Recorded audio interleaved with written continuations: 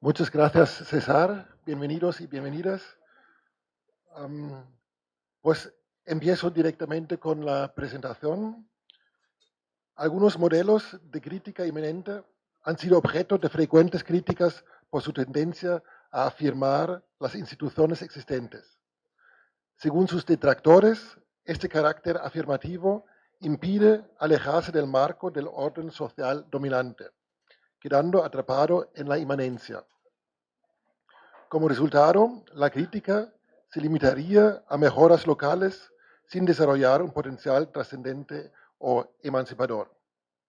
Un ejemplo de ello es o sería, ¿no?, según las críticas, el modelo de Axel Honneth, que busca desplegar el superávit normativo contenido en las instituciones occidentales burgueses.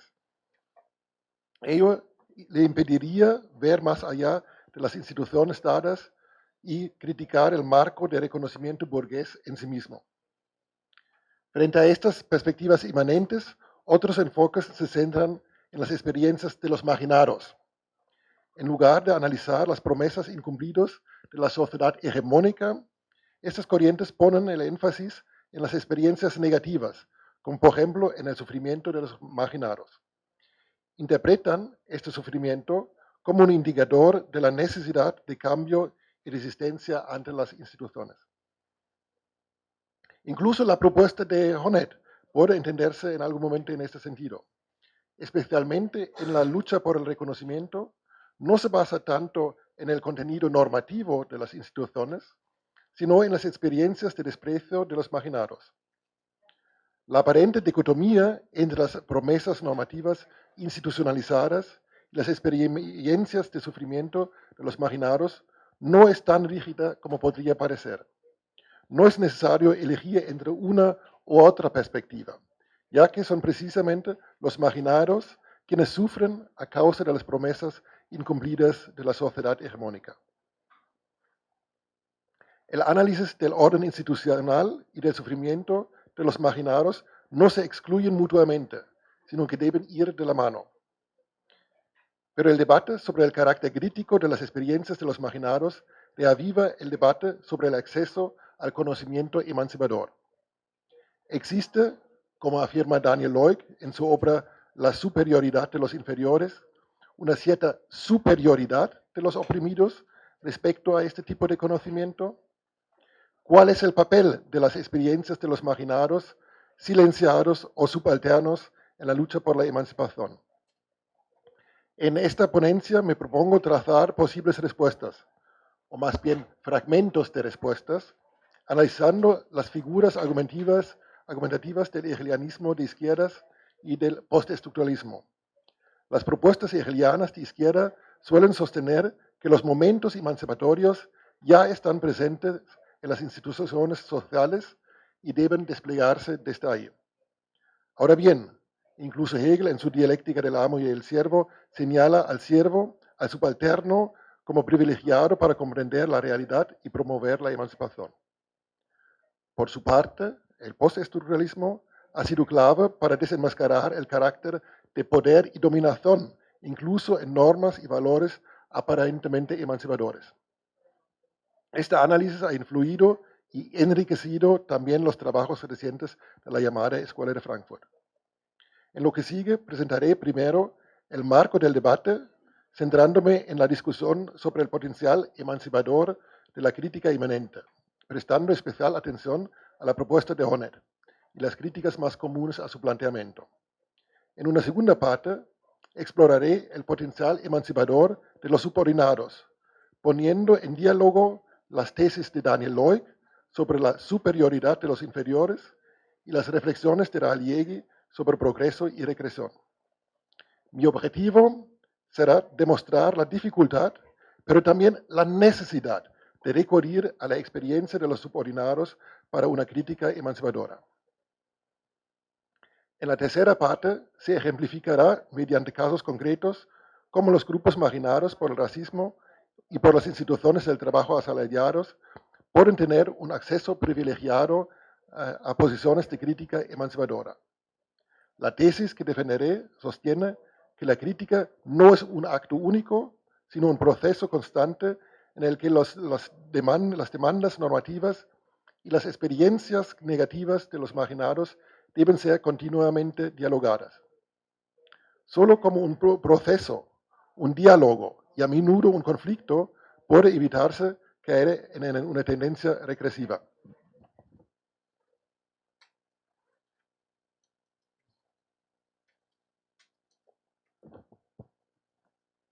Las críticas a la sociedad o aspectos locales de la misma son numerosas. Sin embargo, si se desea continuar con el proyecto marxista de desarrollar nuevos principios para el mundo sobre la base de los propios principios del mundo, nos enfrentamos a dos desafíos fundamentales.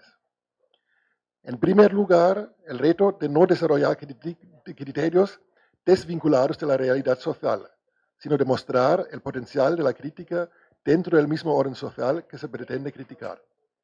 En segundo lugar, esta crítica debe ser, de alguna forma, emancipadora y no regresiva. Es este el modelo que se conoce como crítica inmanente.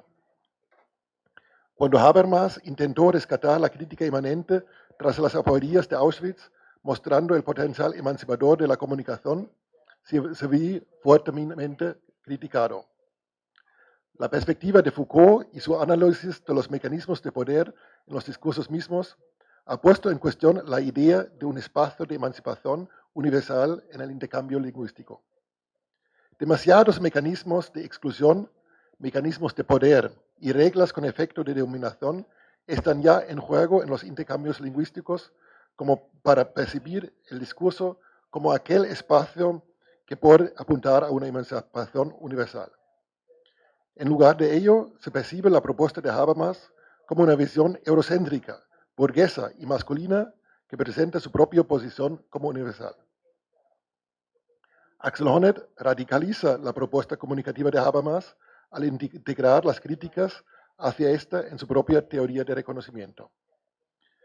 En lugar de centrarse en lo lingüístico, Honneth pone el foco en el lenguaje del sufrimiento, derivado del desprecio, un lenguaje que puede ser comprendido intersubjetivamente.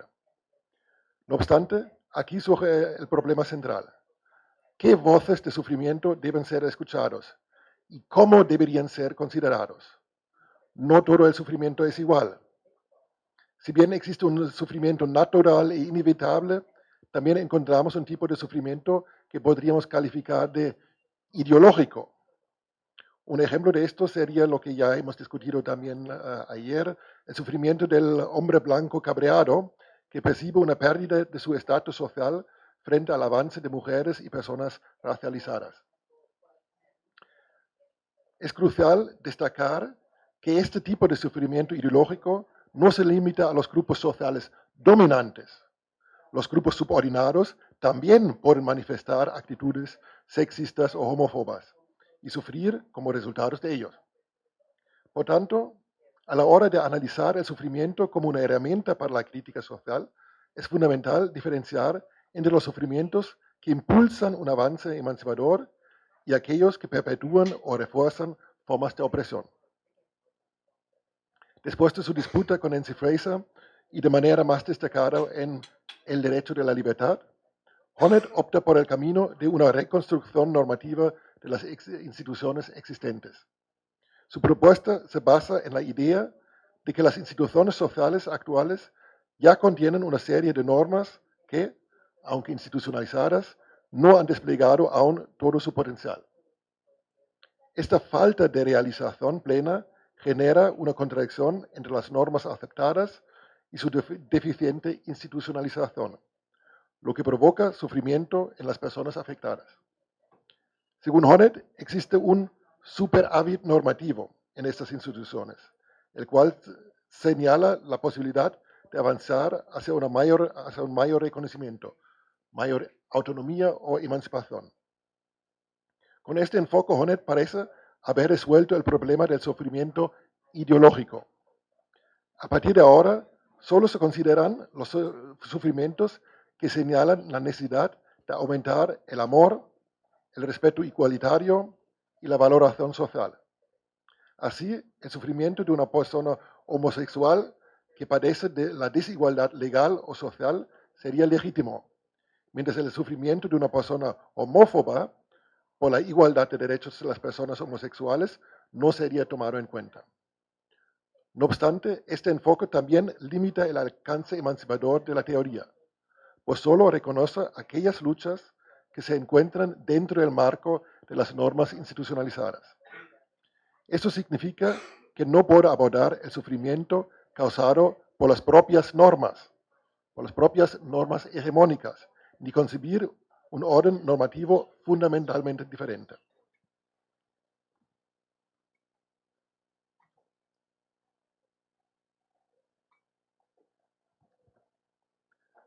Los grupos subordinados, marginados o excluidos solo encuentran cabida en la teoría de Honneth en la medida en que aceptan las normas dominantes.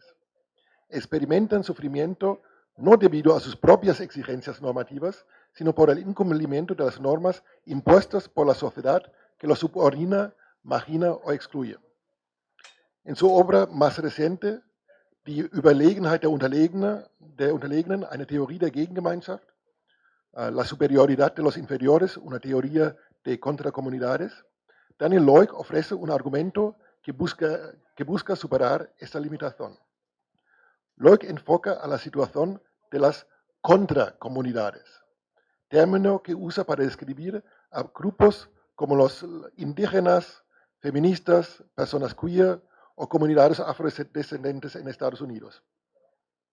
Es decir, a grupos que organizan formas de vidas, Lebensformen, formas de vidas alternativas dentro y al margen de la sociedad existente. Estos grupos no solo organizan formas de vida alternativas dentro y de fuera de la sociedad dominante, sino que se posicionan en clara oposición a ella. La tesis de Leuk se distancia de la idea de Honneth. Para Leuk son precisamente aquellas comunidades que se oponen a las instituciones fundamentales de la sociedad burguesa, como la familia, la propiedad privada o el Estado-nación, las que han desarrollado una eticidad superior. Su planteamiento no busca promover la igualdad de los grupos históricamente subordinados, sino resaltar su superioridad. Según él, estos grupos ya poseen las herramientas necesarias para crear una sociedad más emancipada. Aunque no es posible detallar aquí todos los argumentos de Leuk, él afirma la superioridad epistemológica, estética, afectiva y normativa de los subordinados.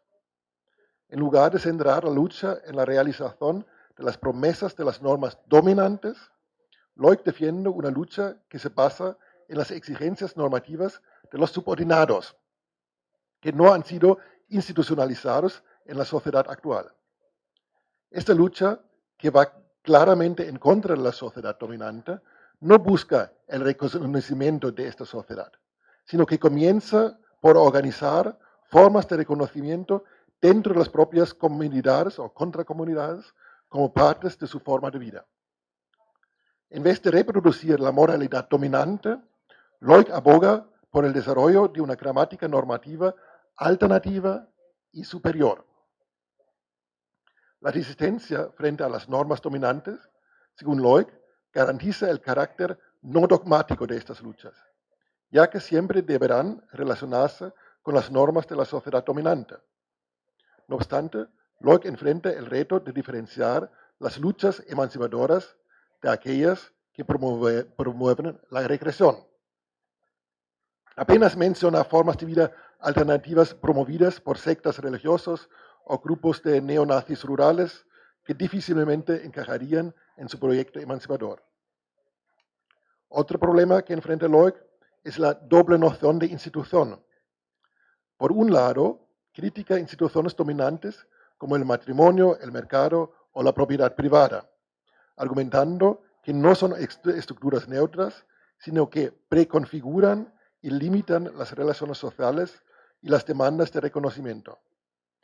Sin embargo, parece que no trasciende las normas de reconocimiento ya institucionalizadas.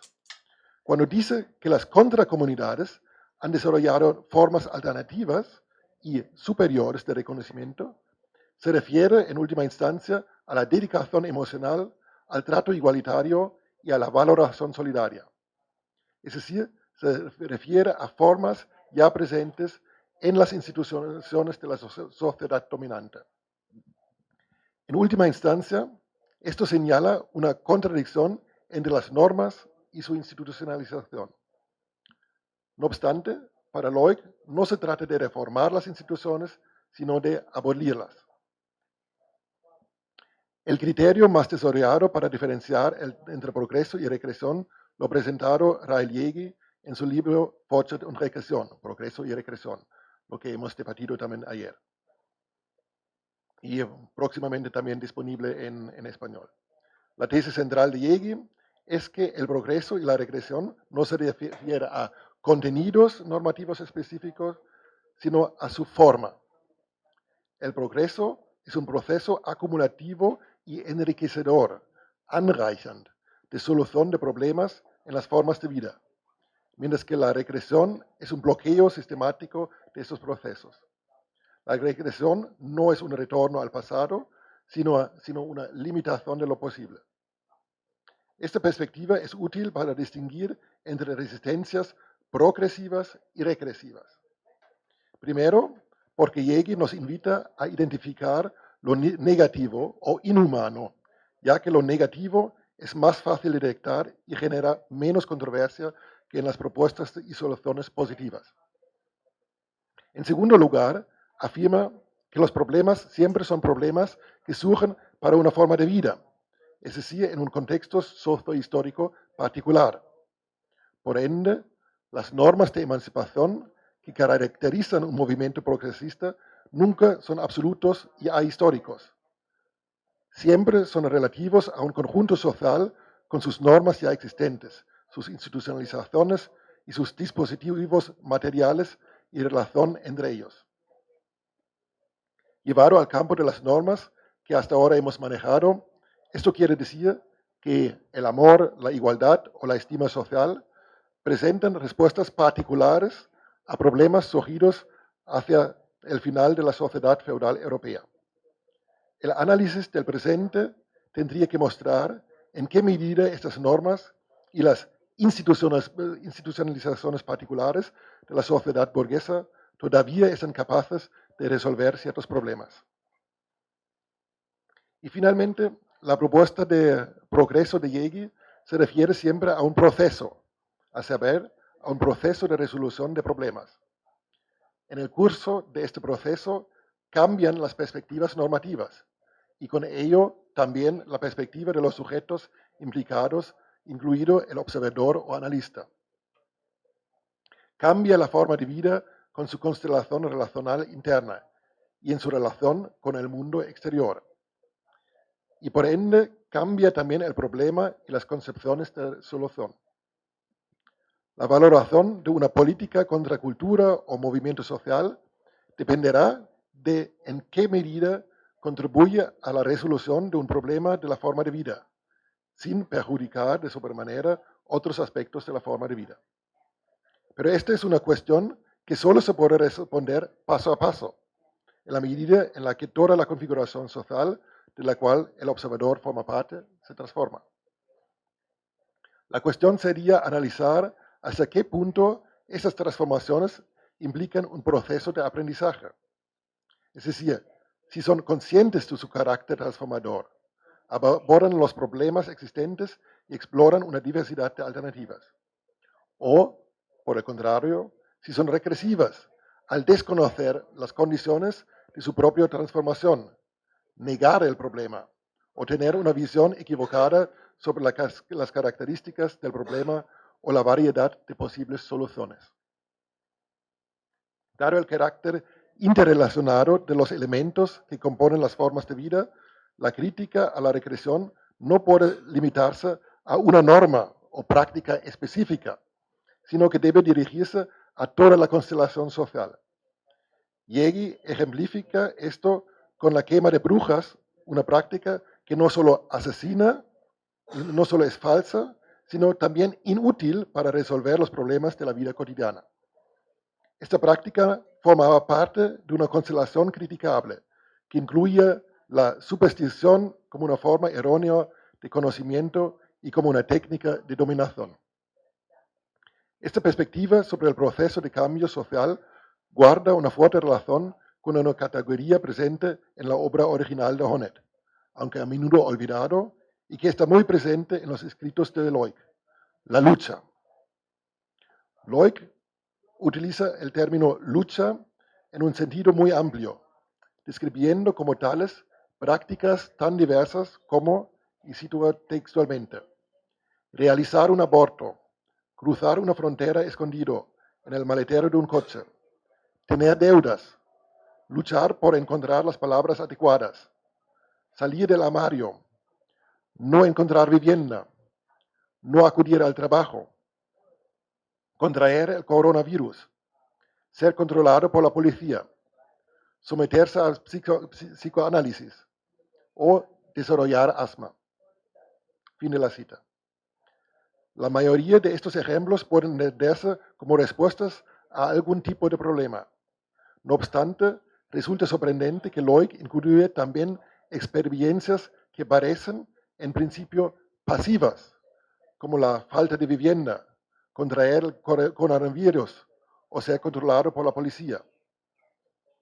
Ahora bien, al igual que el término proceso, también lucha es una palabra neutra que no dice nada sobre el carácter de este proceso. Estas experiencias pasivas pueden compararse con las luchas que Honneth identifica en las sensaciones afectivas de desprecio.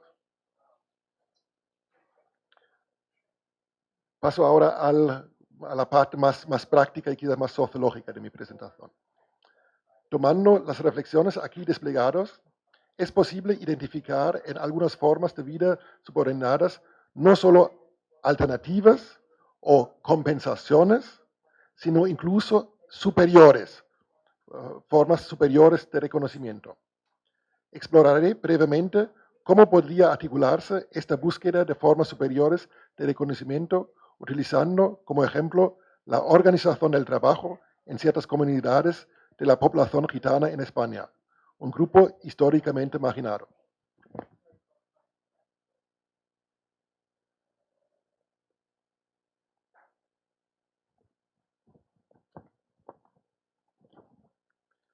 Las políticas activas de la sociedad dominante en el ámbito laboral suelen centrarse en la igualdad de oportunidades, salarios dignos y programas de formación para personas en riesgo de exclusión.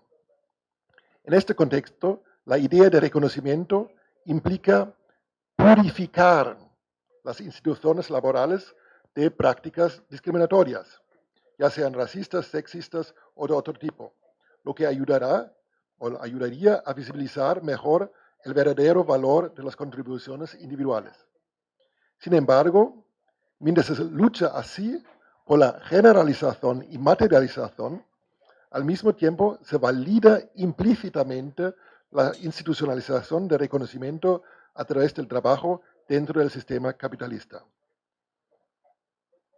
Eso supone que los grupos marginados deben reconocer las instituciones del mercado laboral y del trabajo asalariado, orientando sus luchas hacia el reconocimiento de sus capacidades y contribuciones dentro de dicho sistema. Sin embargo, en muchas ocasiones, las estrategias adoptadas por comunidades subordinadas divergen significativamente. Ya Max Weber mencionaba el refunfuñar de los trabajadores o la ralentización como forma tácita de resistencia. Y Michel Foucault describe prácticas no verbales de resistencias y la subyugación del cuerpo de los trabajadores como absentismo, retraso, pereza, festividad, desenfreno, nomadismo. También Foucault menciona la negatividad a aplicar la propia fuerza en el momento y lugar adecuado. Esto es disipar las fuerzas, no proteger todo lo que en esta fuerza es una condición para su uso efectivo, desperdiciarlo al no cuidar del propio cuerpo. Estas reflexiones sugieren que las comunidades marginadas pueden poseer un conocimiento implícito sobre los aspectos negativos de la institucionalización dominante del trabajo en el mercado laboral. Así, la negativa a trabajar de manera disciplinada podría representar una crítica no verbal al concepto y a la institucionalización del trabajo en sí, una crítica que resulta difícil de expresar explícitamente en situación de marginación y despojo del lenguaje. La población gitana en España es frecuentemente acusada de pereza o falta de disposición para trabajar. El uso del concepto de trabajo en el discurso sobre la población gitana no solo estigmatiza al otro que supuestamente no trabaja, sino que también refuerza la identidad de un nosotros, representativo de las virtudes del sistema laboral, afirmando así el valor social del trabajo. Esta acusación hacia la población gitana, sin embargo, solo se sostiene si se toma la inserción en el mercado laboral remunerado como principal indicador y si además se interpretan las bajas tasas de empleo como signo de pereza. No obstante, si ampliamos la definición de trabajo para incluir todo tipo de tareas de reproducción social, es evidente que la población gitana participa en una amplia variedad de actividades reproductivas. Sin embargo, estas actividades a menudo siguen una lógica distinta al del trabajo a salario clásico. En la cultura gitana se observa una desconfianza y una crítica implícita hacia las normas del trabajo asalariado, del empleo estable bajo subordinación y de todo el sistema de control diario. Esta crítica se manifiesta en la valoración de formas de trabajo colectivo y no individualizante, así como en la preferencia por el trabajo autónomo, como el comercio de chatarra, el trabajo con metales, las artesanías o el arte. Estas prácticas constituyen una alternativa al trabajo asalariado clásico, que conlleva inevitablemente elementos de subordinación. La cuestión de si estas formas de trabajo son mejores es muy compleja, ya que no existe una única escala única para evaluar el trabajo. Sin embargo, estas prácticas presentan elementos que las podrían justificar como superiores. Frente a la lógica individualizante del trabajo asalariado, las prácticas solidarias de la comunidad gitana se acercan al ideal emancipador de cada cual según su capacidad y a cada cual según sus necesidades. Es importante no romantizar estas formas de trabajo, que a menudo son precarias y resultado de la exclusión racista. No obstante, la cultura gitana, como se refleja en expresiones populares y como por ejemplo la música flamenca, a menudo resalta el aspecto emancipador de estar libre de superiores y de las exigencias individualizantes de la carrera incesantes por el dinero. Este elemento de conciencia sobre el trabajo, sobre el carácter del trabajo, permitiría hablar de progreso en el sentido de Yegi y calificar estas formas de trabajo como proceso de aprendizaje, sin excluir otras posibles formas de aprender de las aporías del capitalismo. También podemos analizar esta negativa no solo como una voluntad consciente de no subordinarse, sino también desde una perspectiva estructural que reconoce la creación desigual de valor entre capital y trabajo. En el capitalismo, el trabajo asalariado no solo es una fuente de ingresos y reconocimiento social, sino que también produce plusvalía, que enriquece al capital, exacerbando la desigualdad. La integración, el reconocimiento y los ingresos económicos obtenidos a través del trabajo asalariado se logran, en cierto sentido, al costo de aumentar la desigualdad económica.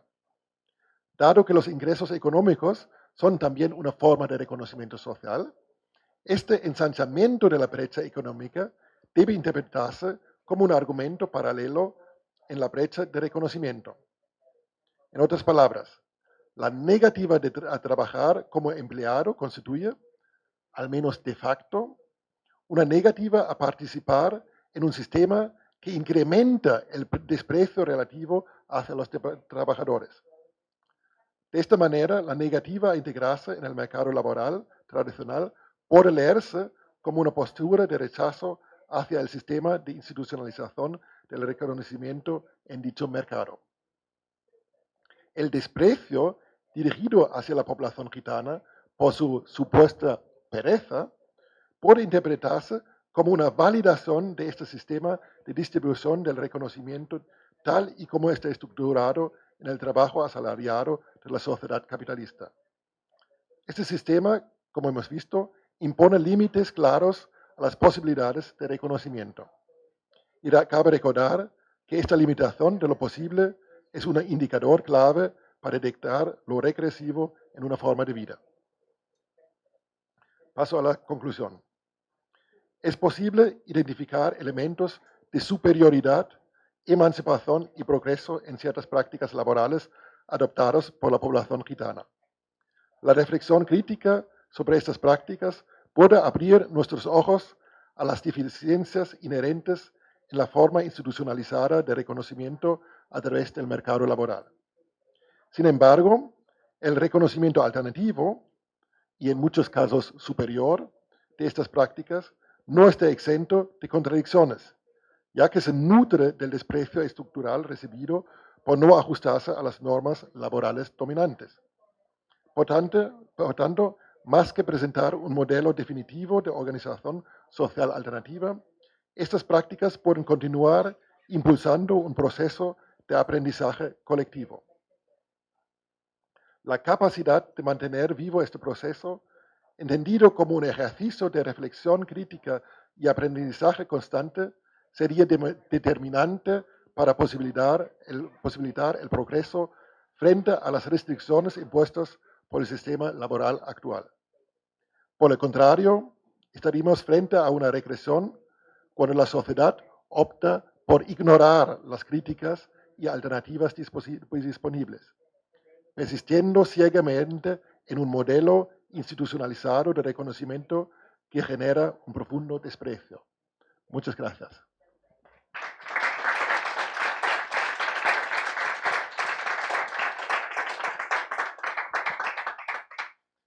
Bien, muchísimas gracias, Beno, por la presentación tan excelente. Vamos a dar paso ahora directamente ya a la siguiente presentación, que es de Stefanie Graf. Stefanie Graf es profesora y asistente universitaria en la Universidad de Innsbruck, participando en el proyecto Metaphors as Doorkeepers del Fondo Austriaco de Ciencias. Estudió Desarrollo Internacional en la Universidad de Viena y obtuvo una maestría en estudios latinoamericanos en la UNAM, en México, y su doctorado en Filosofía Política y Moral, supervisado por la profesora María Pía Lara, se centra en Adorno, en Walter Benjamin, y bueno, investiga temas como teoría crítica, marxismo, psicoanálisis, teología política y el pensamiento germano-judío. Pues, Stefanie, tienes la palabra.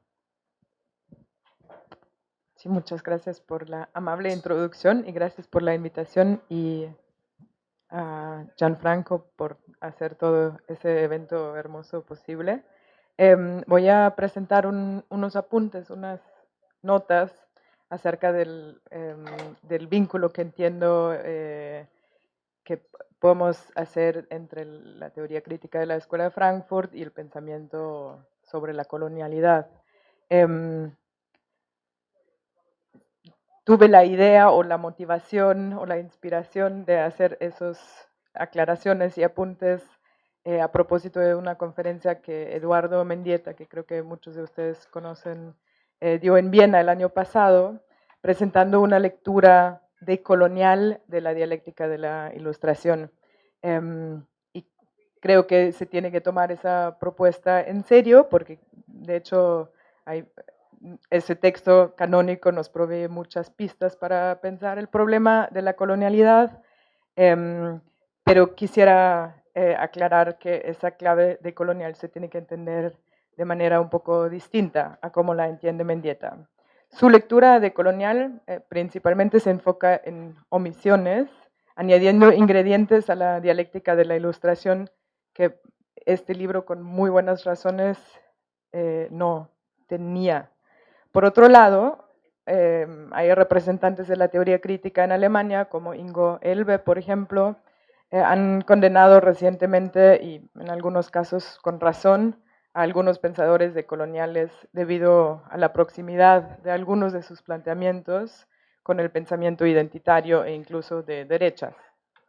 El problema con ese enfoque es que Ingo Elbe y estos colegas que se posicionan, digamos, en ese punto de vista, no tienen un interés en la colonialidad. Y yo creo que es un problema que estructura nuestra sociedad moderna de manera muy profunda y hay que interesarse en esa estructura. Y por colonialidad entiendo la posvida, si eso funciona en español, de afterlife del colonialismo, aún después de la independencia formal de las colonias. La colonialidad junto al capitalismo, imbricado con él, colorea la modernidad global actual, tanto en lo que llamamos periferias como en lo que se suele llamar centros del sistema mundial. Y en este lugar quisiera presentar algunas notas inspiradas en el índice de la dialéctica de la ilustración, y como los filósofos he aprendido que no hacemos PowerPoint, tienen ahora el índice de la dialéctica de la ilustración frente a su ojo interior, entonces van a ver que las tesis que presento son 6. La primera se llama Medidas coloniales. Si se recuerda el primer excursus de la dialéctica de la ilustración, el desvío en el que se sigue los caminos a Ulises de Homero, se deja entrever ya que el reproche en contra de la teoría crítica por ser eurocéntrica no capta del todo la propuesta. Eurocentrismo sería un modo de pensar o un modo de hipostasiar a Europa como un bloque monolítico, de una esencia incuestionable y sin un devenir histórico en el que se pueda o deba indagar más. La digresión sobre Ulises, en cambio, abre la posibilidad de leer la historia de Europa como la historia de una colonización ya.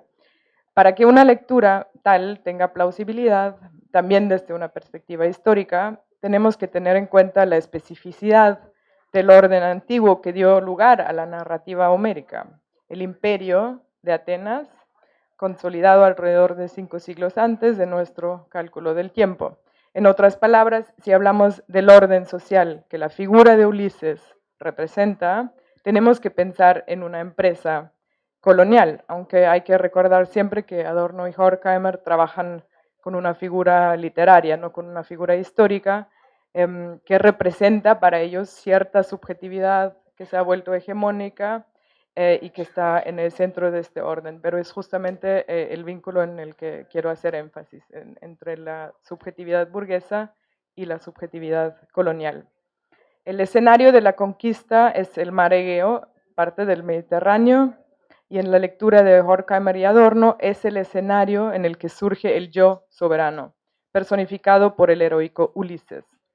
Ellos interpretan esa figura literaria como prefiguración de una subjetividad, tal como en la ilustración se va a volver la subjetividad mainstream, digamos. Así explican en la introducción del libro titulado de la dialéctica de la ilustración, la introducción se titula Concepto de ilustración y cito: medidas como las tomadas en la nave de Odiseo al pasar frente a las sirenas constituyen la alegoría premonitoria de la dialéctica de la ilustración. Entonces, esas medidas son bastante conocidas, ¿no? El comando sobre el trabajo de los otros, los oídos sordos de los que reman, tapados por cera, y lo más importante, Ulises, que se deja atar al mástil para que ya no pueda moverse y seguir al canto de las sirenas. Entonces esto, para su yo, significa consolidación, se vuelve firme, se solidifica hacia un yo, un auto idéntico consigo mismo, en la confrontación con los peligros míticos. Estos aparecen como estaciones de una cartografía en su regreso a casa, a la patria. El propósito de su retorno a la propiedad estable y su matrimonio monógamo con Penélope solo aparenta carecer de ambigüedades en contraste a todas las demás aventuras, entre comillas, pero no tengo manos para hacerlas, que amenazan distraerlo de su propósito de autoconservación. Sus antagonistas también son conocidos: la maga Circe, la seductora Calipso, el cíclope Polifemeno, los lotófagos y los monstruos Scylla y Caribdis. Y por supuesto las terribles e irresistibles sirenas. Todas las estaciones están nombradas cuidadosamente, medidas y registradas en una cartografía colonial, están localizados. Y de acuerdo a la propuesta de Adorno y Horkheimer, ellos representan dioses anteriores, los penates locales, mitos vinculados a la tierra, a la localidad, que fueron depotenciados, formas de vida, en otras palabras, subyugadas a la forma imperial hegemónica. La religión olímpica de la luz, centrada alrededor de Zeus, el padre de los dioses, declarado el patrón del imperio, les ha quitado el poder. Entonces yo creo que no es difícil leer una variación de esta historia en el proceso violento que siguió a la conquista de las Américas, y el epos homérico captura un momento de la civilización en el que un nuevo orden imperial no solamente reemplaza el previo, localmente diverso, sino lo subyuga a la fuerza.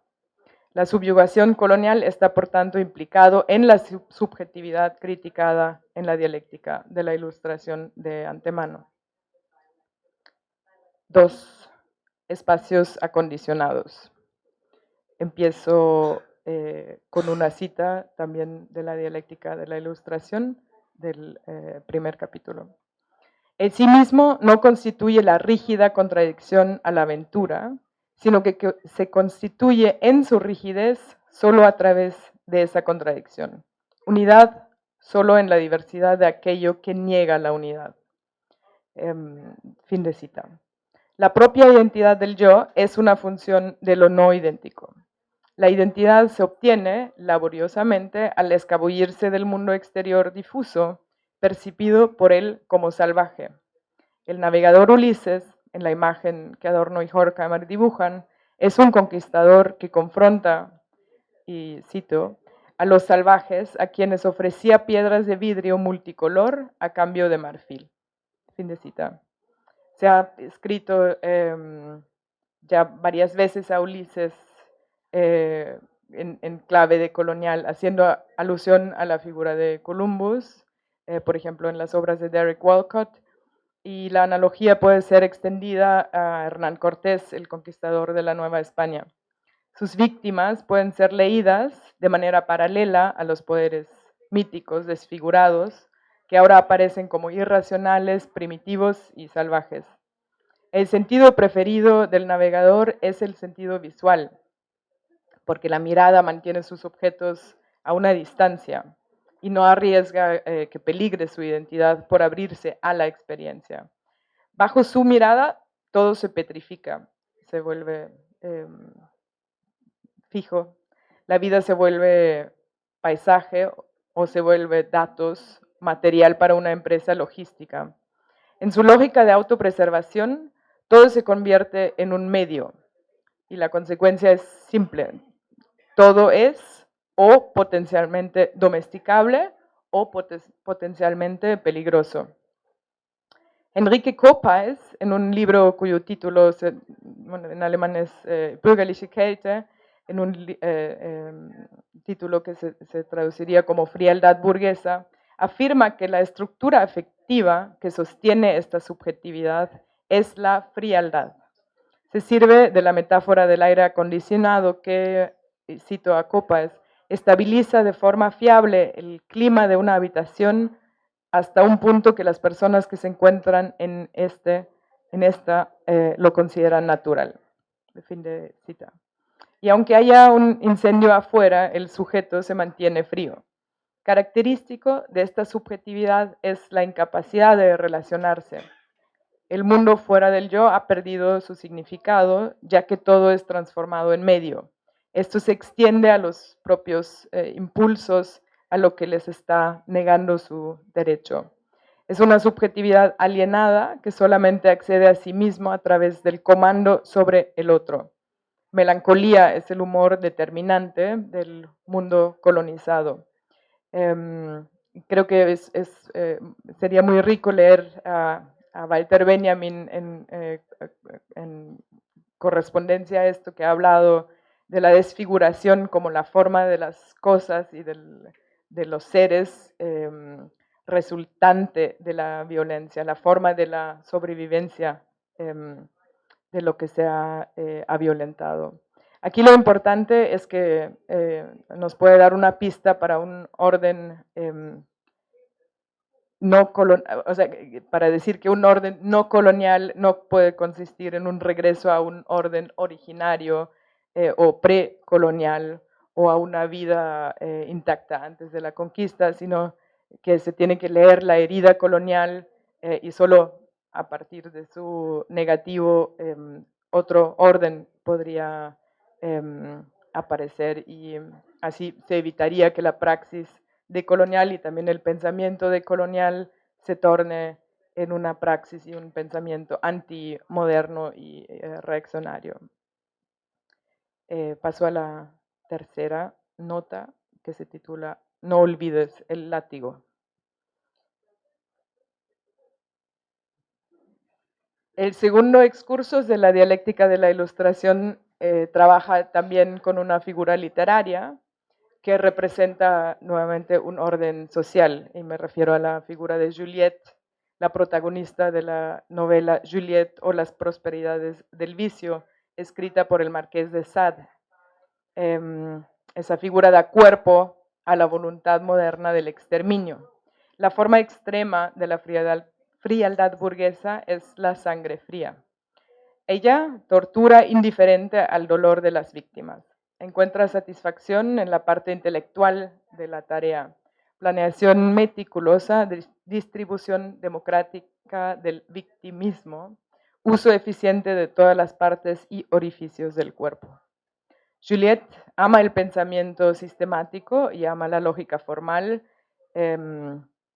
entonces es una subjetividad pura, como autoridad vacía y razón vaciada de todo significado. Su comportamiento, en breve, expresa la estructura de la conciencia burguesa. Según la dialéctica de la ilustración, en el capítulo sobre Juliette, cito, el burgués, que aquí es nota para la traducción, que aquí también implica ciudadano, porque es Bürger en alemán, en las sucesivas formas de propietario de esclavos, de libre empresario y de administrador, es el sujeto lógico de la ilustración. Fin de cita. Adorno y Horkheimer entonces están conscientes de que la implementación del capitalismo global está irreduciblemente vinculado a la dominación colonial y al esclavismo transatlántico. Iris Teerman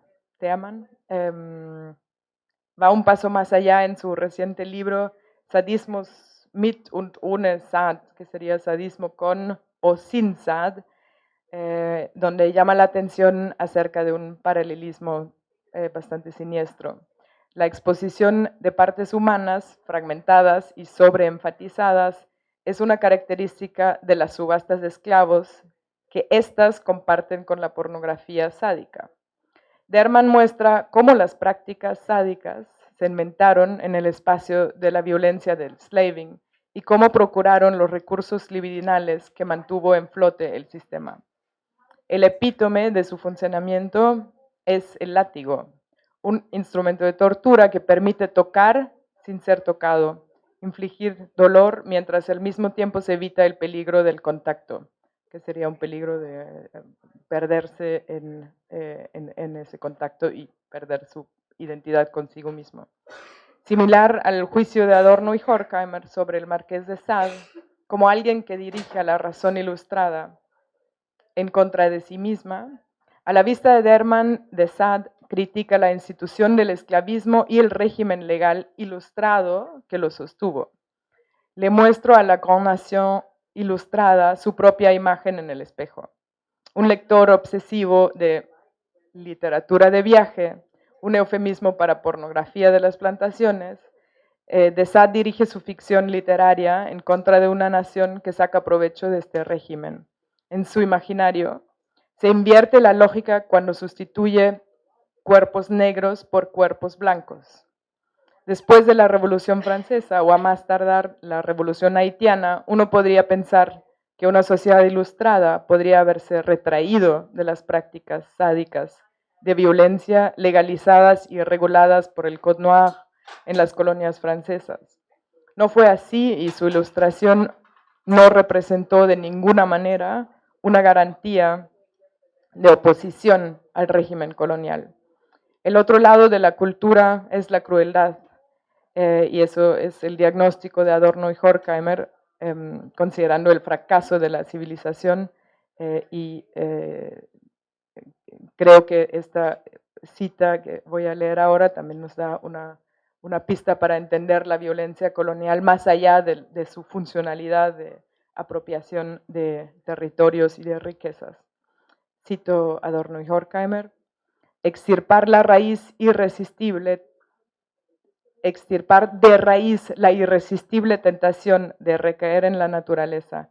Esa es la crueldad que brota de la civilización fracasada, la barbarie, la otra cara de la cultura. La cuarta tesis es un poco más crítica de Adorno y Horkheimer para que quede también claro que no estoy proponiendo que ya hayan resuelto todos estos autores, sino que hay algunos problemas que deberíamos pensar un poco más allá de ese texto. Se titula ¿Cómo se siente ser un problema? El principio de la industria cultural está en convertir el resultado de la mutilación por el sistema en algo admirable. Las estrellas aplaudidas muestran identificación plena con el poder, es más, con la misma violencia que los maltrata. Cito una línea del capítulo sobre industria cultural. Ello está en el principio de la síncopa del jazz, que se burla de los traspiés y al mismo tiempo los eleva a norma. Fin de cita. Los y las víctimas de la industria cultural encuentran entonces los modelos a los que se pueden asemejar, ya que deben convertirse en aquello a lo que los pliega el sistema. Fin de cita. El jazz es un ejemplo predestinado para mostrar la tendencia totalitaria de la producción cultural de masas, dice Adorno.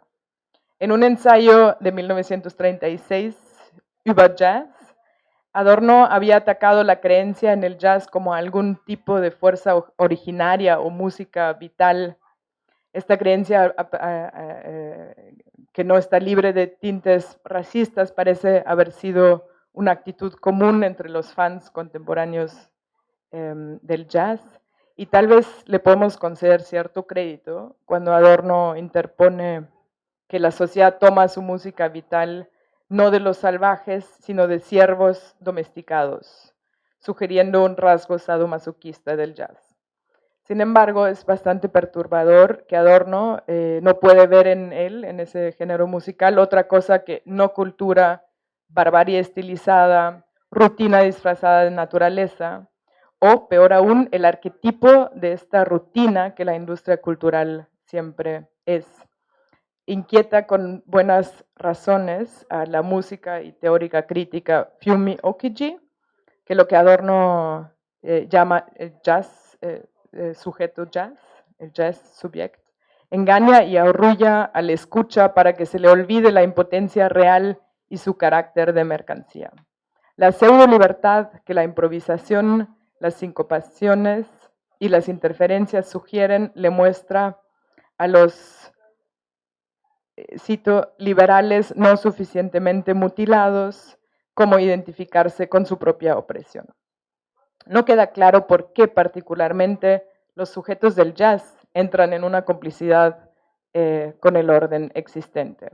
Fumi Okiji considera el jazz como expresión negra, black expression, Esto no significa que tenga algo que ver con el sound, con el sonido que la gente que se identifica como negra esté produciendo, más bien recurriendo a la Black Radical Tradition de Du Bois, entre otros, considera blackness como todo lo que es excluido de la historia hegemónica, todo aquello a lo que se ha negado la humanidad. Y creo que estaría muy interesante pensar la cultura gitana, la música gitana que mencionaste en ese contexto. Okichi reta a la creencia por parte de Adorno que el jazz fuese ciegamente conforme con los usos que se hacen de él. El concepto de double consciousness, de conciencia doble, de Du Bois, le sirve para hacer esto plausible. La doble conciencia es la respuesta de los que son percibidos como un problema, pero el hecho que la mirada racista no percibe otra cosa que black, que negro, condena al sujeto percibido a una existencia en las sombras. Pero simultáneamente esta sombra, así continúa el argumento de Okichi, leyendo a Du Bois, abre una zona que no está permeada por la estandarización y la subjetividad dominante. Okichi lee a Adorno, en contra de Adorno, cuando afirma que en el sonido negro como expresión de doble conciencia que estructura la subjetividad negra, la oposición a la sociedad que Adorno extrañaba en la industria cultural es palpable. Esta lectura de blackness va de la mano con la teoría crítica en el sentido que no le interesa crear una identidad, sino le interesa el potencial crítico que lleva dentro la expresión de experiencias de discriminación. También va más allá de la teoría crítica en el sentido que, de hecho, el escucha estructural que Adorno prefiere al regresivo es moldeado pensando en el individuo aislado. Similar al lector de la novela, que está absolutamente desconectado del mundo exterior, el oyente estructural no necesariamente es el sujeto estético que crea y experimenta a partir de la experiencia negra moderna, una que fue inaugurada, como dice Fumio Okichi, en una zona del horror. Similar a cómo Adorno entiende a Beckett, se puede explorar en términos de su opacidad o no inteligibilidad, vestidos en imágenes e imaginarios de una sociedad hostil. Llego a la quinta tesis, que es la más complicada afirmarla en la situación actual, pero sin embargo creo que no hay que dejar de hacerlo. Se llama Ticket to Ride. El movimiento decolonial y el antisionismo se situaron en una familiaridad inquietante, personalmente como discursivamente. El discurso antisionista suele mezclarse con el antisemitismo muchas más veces de lo que se admite. Las acusaciones de ciudadanos israelíes como colonizadores blancos desconocen la historia compleja de esta sociedad que, dicho sea de paso, se formó como resultado de una ardua lucha anticolonial. No es para desestimar una situación humanitaria urgente, ni para legitimar crímenes de guerra que en el conflicto actual están cometidos por los dos lados, si se tiene que señalar que las etiquetas de perpetradores de genocidio y asesinos de niños muestran un borde poroso con el discurso antisemita. Lo que anuncian en este discurso normalmente, los que anuncian este discurso normalmente niegan esa proximidad. Recuerda a la situación a la cual la última tesis de los elementos del antisemitismo en la dialéctica de la Ilustración alude, la tesis 7, que se agregó en el 45, después de terminar la guerra y el genocidio, comienza con las sorprendentes palabras, pero ya no hay más antisemitas. Al final no eran sino liberales que querían manifestar su opinión antiliberal. Fin de cita.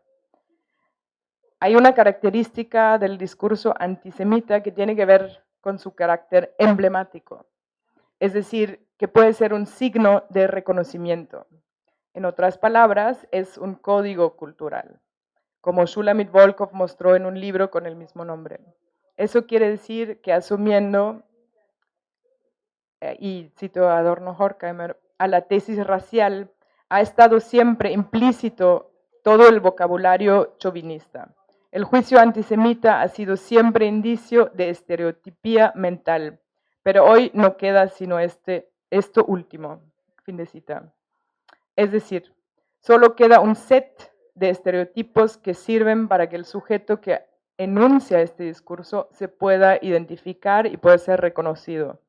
Entonces, el antisemitismo no es una respuesta discursiva a patologías psicológicas individuales, sino más bien el mero sí a un ticket, a un cierto ticket. Y creo que se puede observar que existe un cierto ticket, sin decir que antisemitismo y antisionismo sean iguales o equiparables, pero se puede observar que existe un cierto ticket que contiene el antisionismo como emblema. Solo así se puede explicar que eventos que problematizan el problema de la colonialidad a veces emplean eslogans relativamente vaciados de contenido, como Free Palestine, para concluir la ponencia o la contribución.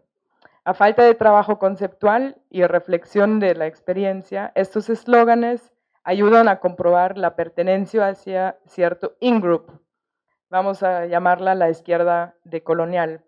Oponiendo este tipo de mecanismos, deberíamos evitar ofrecer un contra-ticket que deja entrar a un peer group alternativo. Lo que quiero decir con esto es que pensar contra la colonialidad no es un asunto de pertenencia ni de confesión. Y así llego a mi última nota, que se titula ¿Qué hacer? A menudo el imperativo decoloniza o descoloniza se demanda como directa consecuencia de todo pensamiento acerca de la colonialidad. Se piden soluciones. Pero esperar una aplicabilidad inmediata de una teoría crítica de la colonialidad pertenece al mismo tipo de errores que es denunciado en una de las últimas notas y esbozos de la dialéctica de la Ilustración. Es un error suponer que la verdad de una teoría es lo mismo que su fecundidad. Sin embargo, es común también en un pensamiento que se considera rebelde, exigir que un pensamiento se pueda convertir en una orden, en un imperativo. Pasa algo parecido si el pensamiento decolonial quiere extraer de la teoría inmediatamente pautas de acción decolonial. Se puede observar que mayoritariamente estas demandas vienen de tendencias que forjan la teoría en un corset de determinaciones identitarias y de soluciones ya preparadas que se caracterizan por ser estereotipadas, generalizadas y muchas veces moralizantes. En vez de doblarse las rodillas frente a la petición de rendir cuentas al pensamiento como si éste fuese directamente la praxis, el pensamiento crítico de la colonialidad debe de proveer un correctivo para falsas soluciones que hipostasian la posibilidad de regreso a un orden precolonial, original e intocado. La colonialidad es una condición en la que los límites tajantes entre víctimas y perpetradores se han vuelto borrosos. El continuo mestizaje violento y jerárquico hace necesario dar la espalda a tales teorías decoloniales que movilizan al nativo en contra del extranjero o el colono. El pensamiento decolonial no es una confesión ni debe ser una identidad. Se tiene que tornar una crítica de una condición violenta, de dominación, de jerarquías y de dependencias. Y aquí lo dejo. Muchas gracias.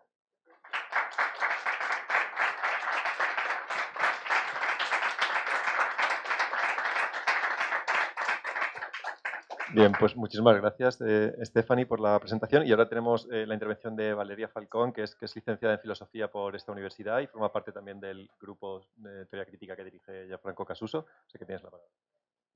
Gracias, César. ¿Está bien ahí? Sí. Ya. Bueno, buenas tardes con todas y todos. Y en primer lugar, agradecerles a la profesora Stephanie y al profesor Beno Herzog por sus presentaciones. Ha sido sumamente interesante y realmente incluso entretenido para mí leerlas y pensarlas para elaborar este comentario y así como también algunas preguntas. El modo en que ha estructurado el comentario es una breve, quizá una reconstrucción o algunos puntos que quisiera resaltar de sus presentaciones, algunos puntos de contacto entre ambas y vinculándolo además con algunas ideas que estuvimos discutiendo el día de ayer, y finalmente algunas preguntas. Entonces, el profesor Herzog parte de algunas objeciones que se le presentan a la crítica inmanente como método y toma como referencia críticas dirigidas a Habermas en la teoría de la acción comunicativa y a Honneth en el derecho de la libertad. Estas son cuestiones como obviar que en los intercambios lingüísticos ya hay una serie de valoraciones, ideologías y creencias en juego que generan que las condiciones de intercambio, incluso antes de que se enuncie algo, sean asimétricas, o que la identificación de situaciones de violencia y exclusión estén limitadas a valores y criterios normativos que ya están contenidos en las instituciones liberales burguesas con las que contamos, pero que todavía no logran realizarse en el mundo. De esta forma, las exigencias normativas particulares de los grupos marginados no son tomadas en cuenta, sino que incluso su sufrimiento debe adecuarse al marco normativo y recursos hermenéuticos disponibles. Dos desafíos a los que se enfrenta la crítica inmanente y que personalmente considero que sí supera son desarrollar criterios normativos que tengan en cuenta el contexto así como las condiciones históricas, es decir, criterios que no se presenten como desarraigados de las formas de vida de las que son parte, así como también que debe ser una crítica emancipadora y no regresiva. Es en este punto donde el profesor Herzog propone que la crítica inmanente de corte pragmatista tiene una ventaja, ya que abre la posibilidad a reformular asuntos de segundo orden, que son los que necesitan ser revisados y hasta modificados para poder dar cuenta de experiencias de sujetos que no cumplen con el canon hegemónico. Ahora bien, en torno a la segunda ponencia, el corte es un poco abrupto, pero es porque pienso dar una conexión entre ambas después. Pero en torno a la segunda ponencia, considero que se parte de una crítica bastante rica a las teorías decoloniales. Lo siento, hablo muy rápido y no tomo en cuenta la traductora. Lo siento. No, le bajo 2 entonces, está bien.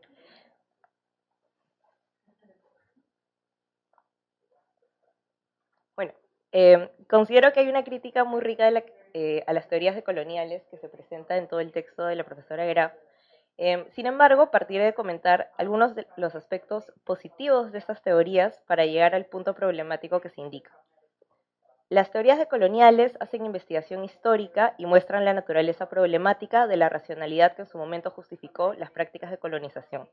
Racionalidad que además estableció jerarquías de raza, clase, género, estéticas, entre otras, que fueron instrumentalizadas en favor del discurso colonizador. Las aproximaciones decoloniales además nos permiten ver cómo esta racionalidad, funcional a intereses colonos, se mantiene presente y sirve para dar sentido a prácticas de violencia y exclusión actuales. Acá aclararía que, más allá de que no compartamos las premisas éticas en juego, sí resulta adecuado decir que se trata de un dar sentido a la forma que tienen las relaciones sociales vigentes, así como también lo que las vuelve aceptables y razonables para los agentes que las ponen en práctica.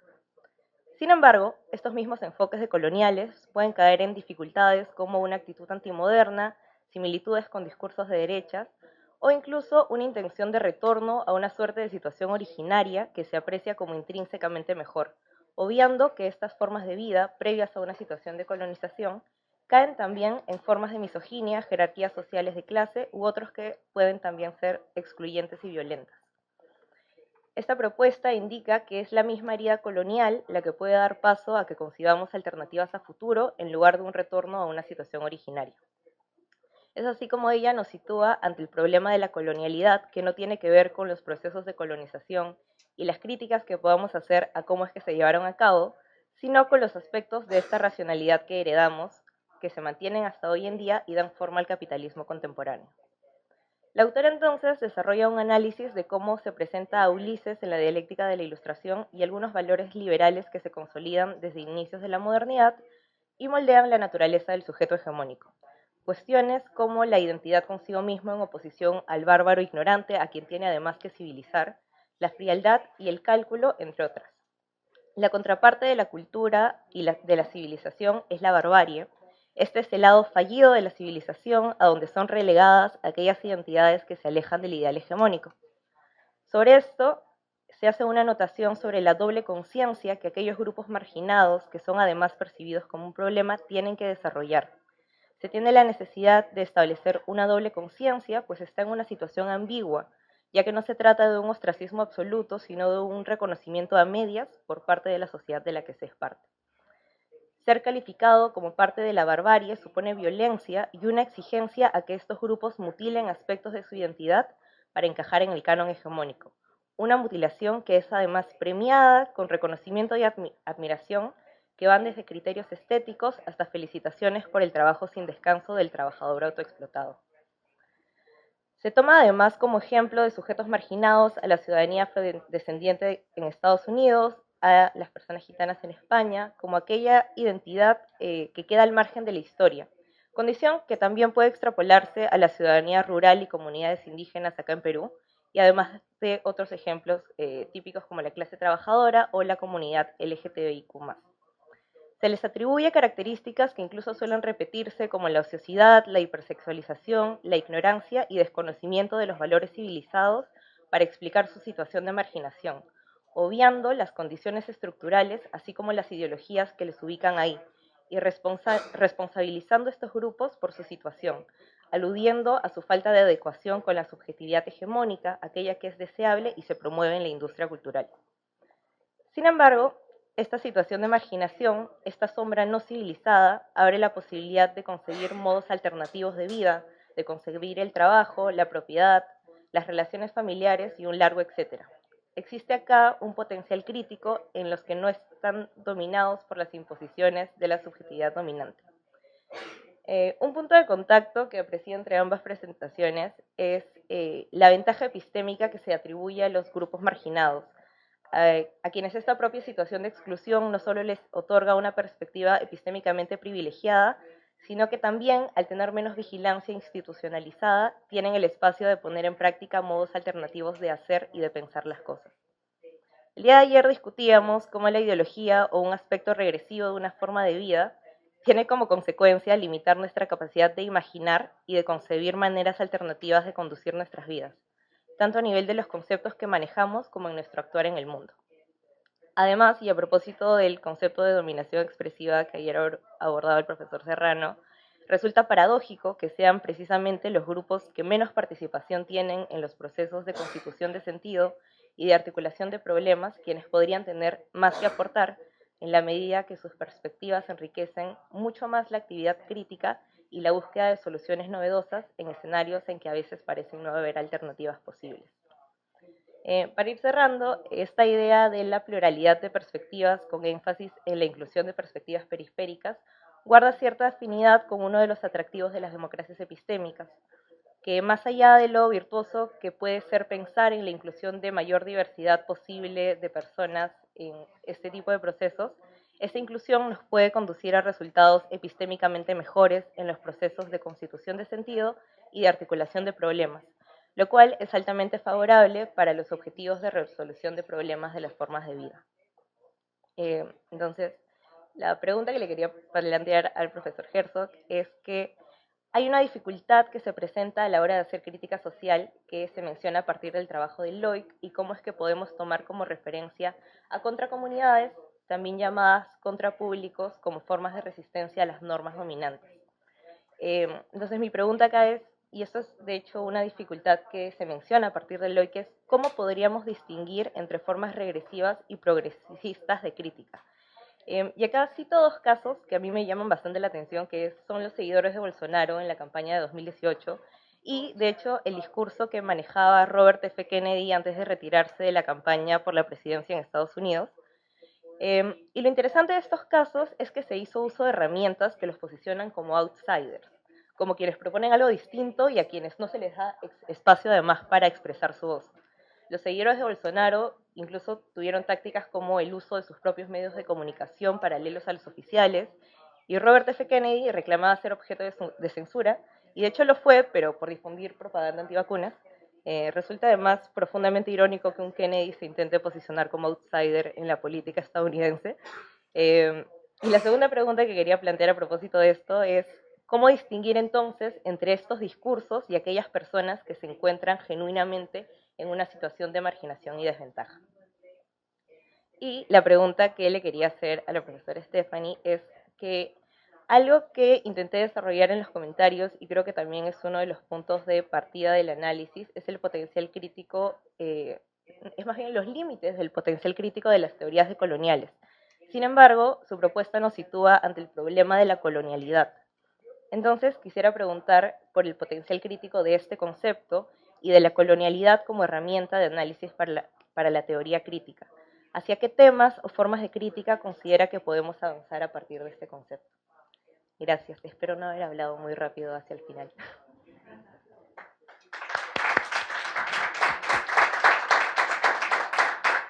Vale, pues muchas gracias, Valeria. Beno, ¿empiezas tú?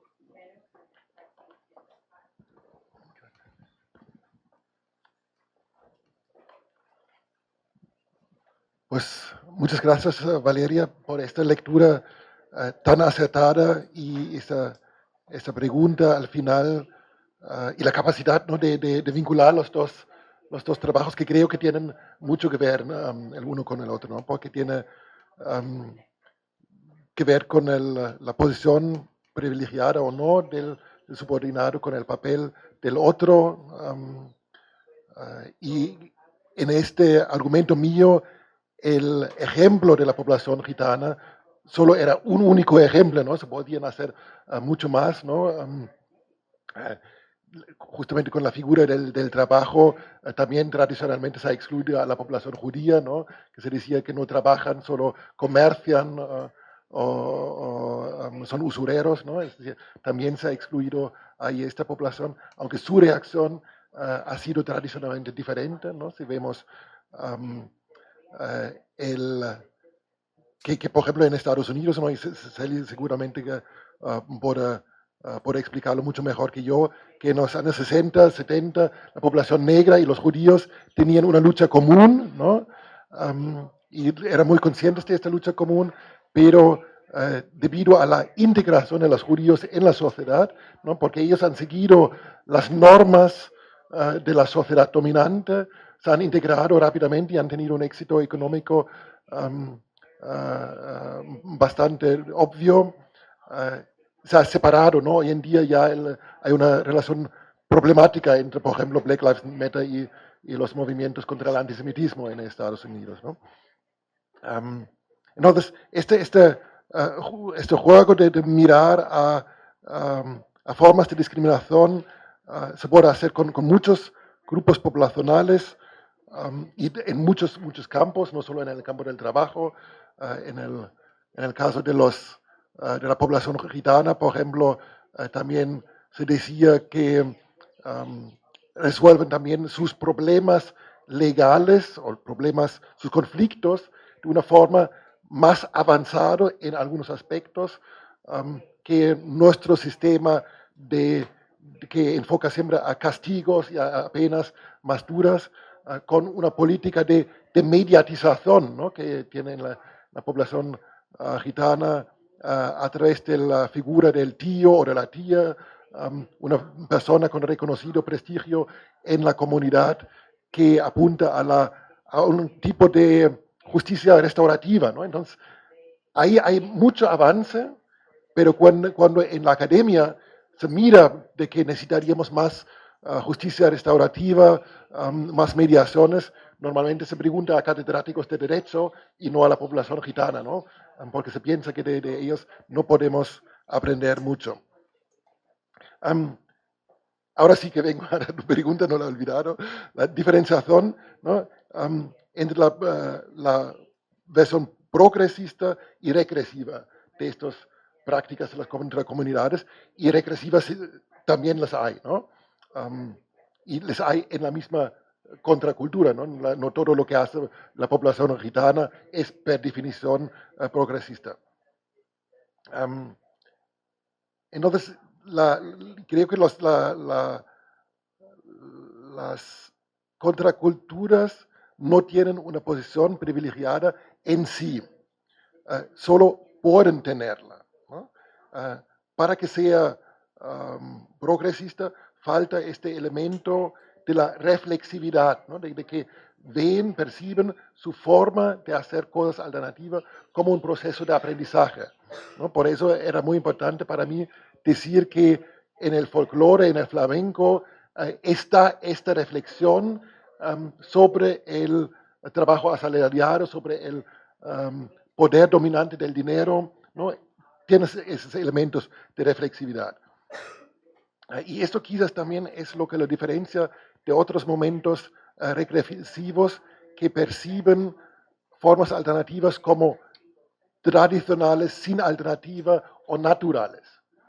¿Cómo lo podemos tener en la extrema derecha, ¿no? Que quiere volver a un orden natural de las cosas, pero como también, y creo, tengo al libro de Ingo Elbert todavía en mi estantería, lo tengo que leer, sobre los elementos fascistoides también en la perspectiva decolonial. A veces también en la perspectiva decolonial está esta idea de la originalidad, ¿no? De formas alternativas. Es decir, formas que no son alternativas reflexionados y reflexivos, sino son así auténticos, ¿no? La jerga de la autenticidad, podríamos decir, ¿no?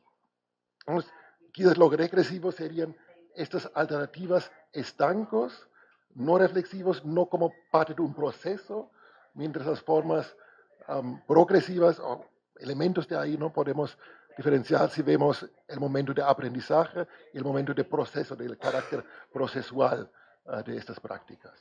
Eso sería una primera respuesta tentativa. Muchas gracias. Sí, gracias por tu lectura y tus preguntas. Quisiera tal vez primero aclarar algo que no sé qué tan claro haya quedado en mi texto, es un texto breve. No pretendía hacer una crítica de las teorías decoloniales. De hecho, los cito relativamente pocos y no creo que es fructífero, o sea, sería tal vez justamente caer otra vez en una trampa similar de identidad, ¿no? Pensar que ahora yo me posiciono del lado de la teoría crítica y hablo en contra de las teorías decoloniales. Por supuesto, tengo unos pensadores decoloniales que tal vez prefiero encima de otros, pero lo que en realidad estoy intentando hacer es no tanto establecer un límite, sino tejer un borde de un entendimiento entre pensamiento crítico, entre teoría crítica y pensamiento decolonial. Intento hacer, digamos, intento concretizar ese borde alrededor del tema, de los temas de la identidad principalmente, o sea, digamos, no creo que puede servir mucho para fines emancipatorios un pensamiento decolonial que se constituye a sí mismo como una contraidentidad, contra una supuesta situación colonial. Eso creo que no puede ser, no puede terminar en un proyecto emancipatorio. Y creo que la teoría crítica nos da muchas herramientas como para detectar esos mecanismos dentro del pensamiento decolonial. Beno ya lo dijo muy bien, muchas veces está como ese mecanismo identitario, lo que es más fuerte es la idea del origen, de un origen puro al que supuestamente habría que volver. Eso no funciona por dos razones, creo, porque en principio los sistemas de organización social antes de la conquista, bueno, si nos quedamos en el contexto latinoamericano, no necesariamente fueron contextos de vida a los que aspiraríamos vivir o dentro de los que nos gustaría vivir. Y por otro lado, el regreso no es posible por una simple falta de conocimiento de cómo realmente era. O sea, ese archivo quedó completamente destruido y hay reconstrucciones, pero las reconstrucciones que estamos haciendo desde el punto de vista del día de hoy siempre van a ser un poco deficientes, ¿no? Entonces, si nos imaginamos una situación no colonial, eso solo puede partir de la situación, digamos, de denunciar lo violento de la situación colonial y no de imaginar una supuesta sociedad precolonial más armónica o más idílica.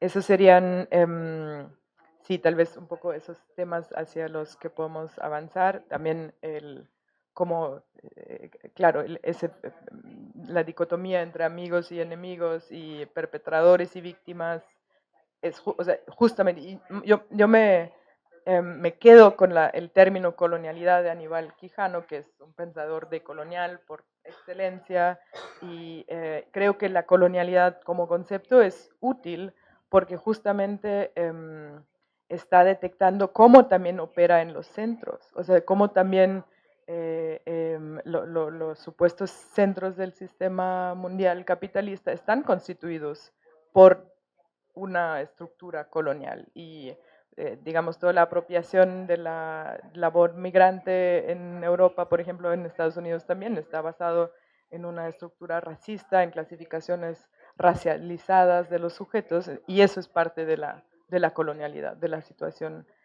colonial. No habría un sujeto racializado fuera de una situación de colonialidad. Entonces, sí, tal vez también para no dejar esto, para no dejar de decir esto, hacia dónde deberíamos avanzar, es también pensar algunos supuestos de la teoría crítica de nuestros clásicos críticamente, ¿no?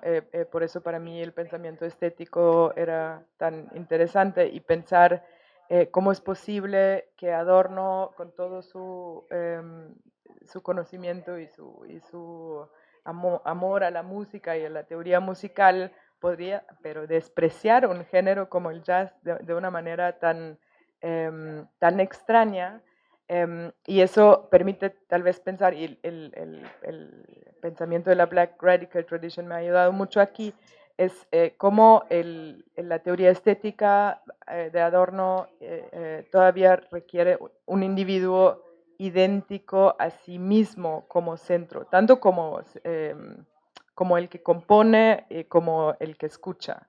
O sea, aquí, aunque Adorno está bien consciente que en realidad ese individuo ni existe porque se está descomponiendo, se está fragmentando, ni debe de existir, ¿cómo es posible que sigue estando como centro en su teoría estética? Es una cosa que apenas estoy empezando a pensar, porque para mí es muy difícil criticar a Adorno. Yo me formé como muy fiel al pensamiento de Adorno, pero también hay que intentar hacerlo. Y lo otro que me ha costado mucho trabajo es la dialéctica de la ilustración en sus supuestos antropológicos. O sea, aunque, digamos, el argumento del libro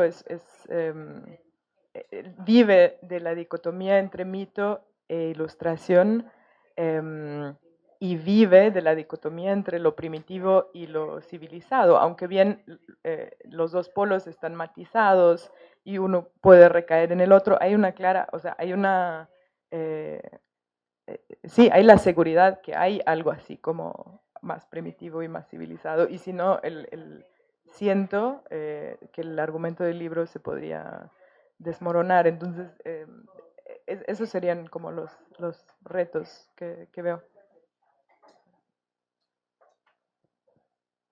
Pues vale, muchísimas gracias. Abrimos ahora un turno de preguntas del público. Tenemos un poco de tiempo. Intervenciones, Gianfranco, Rachel. Pues vamos de dos en dos por ahora. Muchas gracias a los tres por sus presentaciones y comentario. Tengo muchas preguntas, pero por motivos de tiempo y para no monopolizar la atención, voy a hacer una dirigida a Beno. No he leído el libro de Daniel, por lo cual agradezco mucho que nos hayas presentado sus lineamientos. Y tengo algunas preguntas sobre la narrativa que estructura la tesis del libro de Loic. Empiezo con el uso de algunos términos. El término contracomunidad.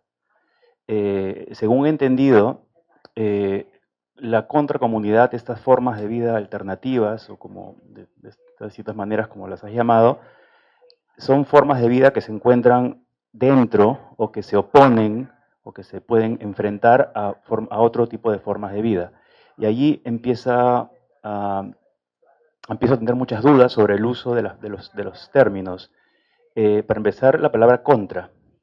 Luego, el hecho de que se diga que se oponen a formas de vida existentes, como si las contracomunidades no existieran en el mismo sentido como las formas de vida hegemónicas lo hicieran. Y temo que este tipo de aproximaciones, y es una especulación porque no he leído el libro, pero temo que este tipo de aproximaciones estén reproduciendo otro tipo de dependencia. En concreto, otro tipo de dependencia, que estén reproduciendo otro tipo de dependencia, y en concreto me viene a la mente el término que usa Alcoff, que es extractivismo epistémico, como si se hubiera empezado a tomar a estas contracomunidades como recursos que son valiosos para las formas de vida hegemónicas de toda la vida, y no se les valoraba porque son en sí mismos, sino en su medida en que son funcionales o útiles para los hegemónicos de toda la vida. Entonces la dependencia cambia de cara, pero no se elimina, se reproduce de una manera más sutil, quizás, ¿no? Entonces, el uso de estos términos, forma de vida alternativa, contra, comunidad, hace pensar que están ahí para que otro las use, ¿no? Y eso me lleva a una segunda pregunta que tiene que ver con las tesis de Rael, y es, si esto es verdad, si este temor que tengo es cierto, ¿cómo podría entonces evaluarse el carácter de progresivo de estas formas de vida alternativas de manera inmanente y de manera procesual si su valor radica en ser útiles para otro? ¿Dónde estaría la inmanencia realmente, ¿no? Eso sería.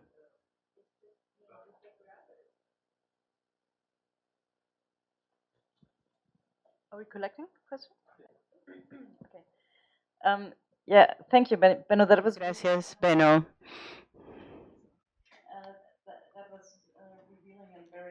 Ha sido muy reveladora tu ponencia. Esta red compleja que comenzaste a tejer entre todas nuestras posiciones. Tengo dos preguntas. Primero, haces una distinción entre lo que hace Honneth en la teoría del reconocimiento y su trabajo más temprano, el derecho a la libertad, en términos, al menos lo veo así, en términos de hablar no solo sobre las luchas sociales, sino las luchas sociales normativas, que se refiere a la crítica de Hegel y parte de la crisis y también su justificación desde el hecho de que hay una crisis normativa que lleva a una lucha normativa. Algo que sería el punto de referencia que hace posible para que la crítica lo ponga más allá del libro sobre la libertad. Él dice la crítica reconstructiva es algo que pocas veces va más allá del horizonte de lo dado, pero sí lo hace un poquito, aunque sea.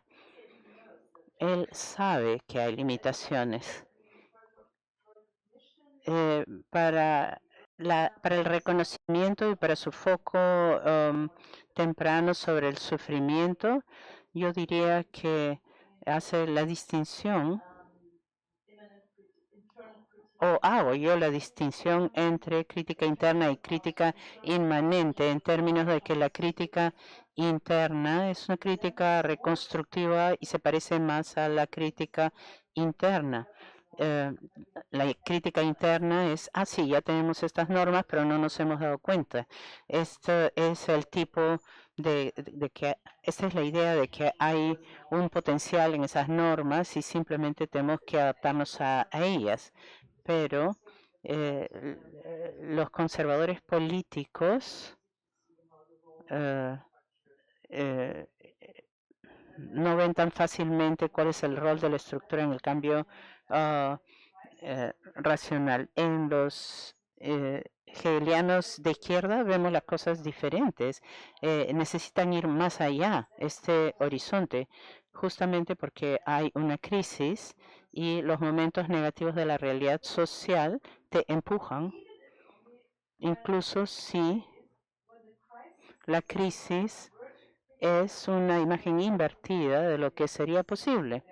Y esto parece ser la idea dialéctica aquí.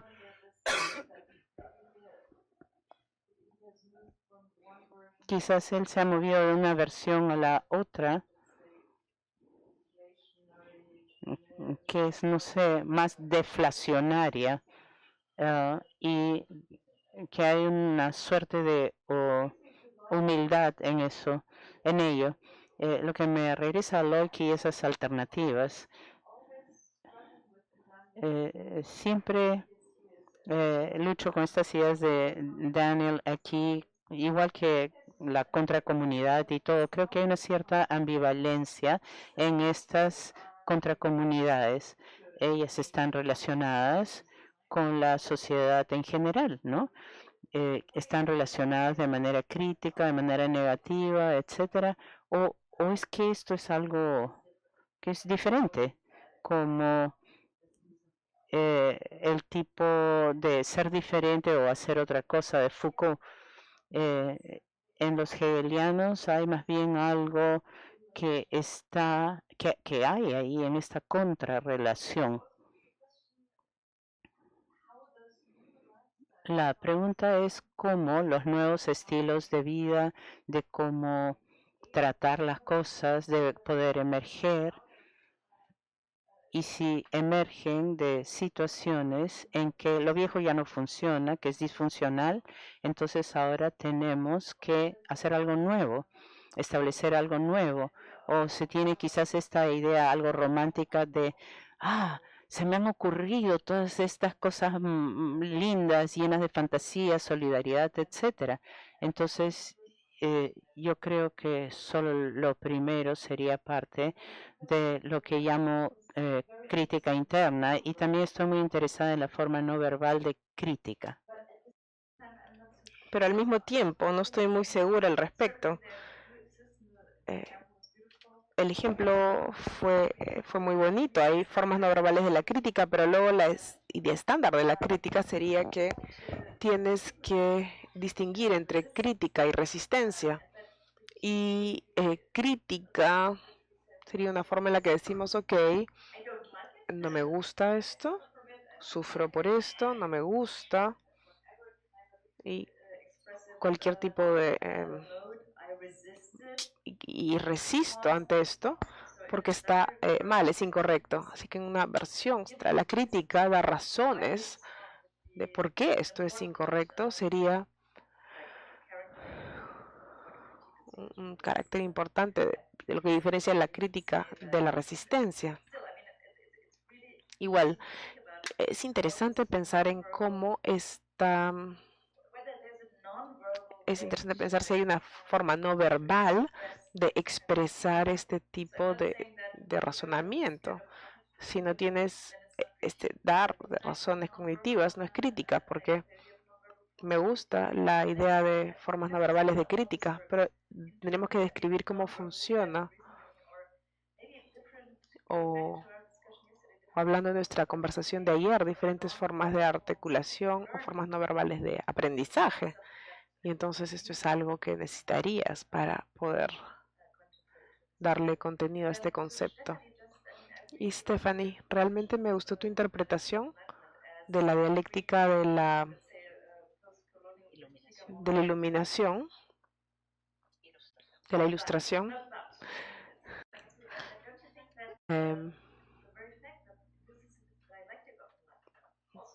Pero te sigo completamente en la interpretación, pero a lo largo del texto, hay esta historia violenta de autonomía dominada masculinamente que representa un daño a otros y a uno mismo. Eso también es parte de la historia, pero al mismo tiempo la autonomía también es liberadora, la autodeterminación, y etcétera. Entonces, lidiar con este dialecto, en mi visión, la dialéctica de la ilustración es más poderosa que las variantes de crítica postcolonial que parecen romantizar o parecen volver o tratar de aferrarse a algo, una identidad, algo liderado, una identidad liderada por la identidad.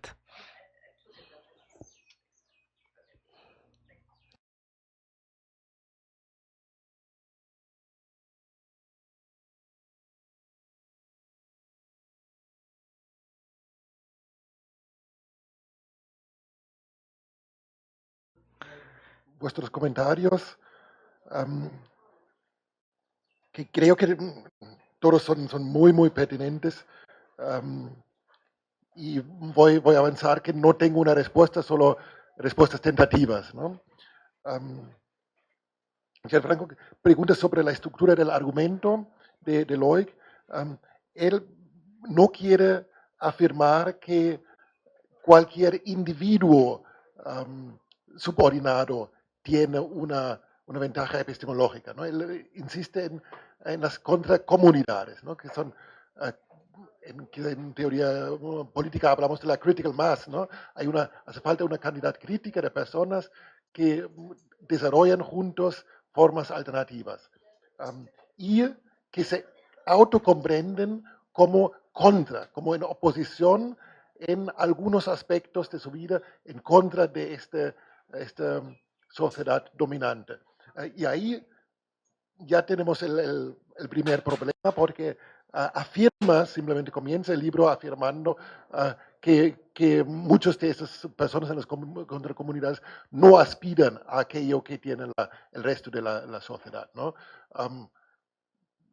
Eso es una afirmación para la que a mí me gustaría conocer algunas pruebas de que es así, ¿no? Y que no quieren un coche, una casa, un frigorífico, como la mayoría de la gente en la sociedad dominante, ¿no? Trabaja con algunas afirmaciones problemáticas. Ahora a ver si puedo leer lo que me ha apuntado aquí. Sí, y la pregunta por el extractivismo, ¿no? Es complicado, porque por un lado podríamos argumentar que ahí también Loic tiene un enfoque dialógico, ¿no? Porque es el aprender con y del otro, ¿no? Podríamos decir que es un enfoque dialógico, pero también podríamos decir lo que tú has afirmado, que es un extractivismo, que el libro de Loic está leído por académicos blancos en el norte global.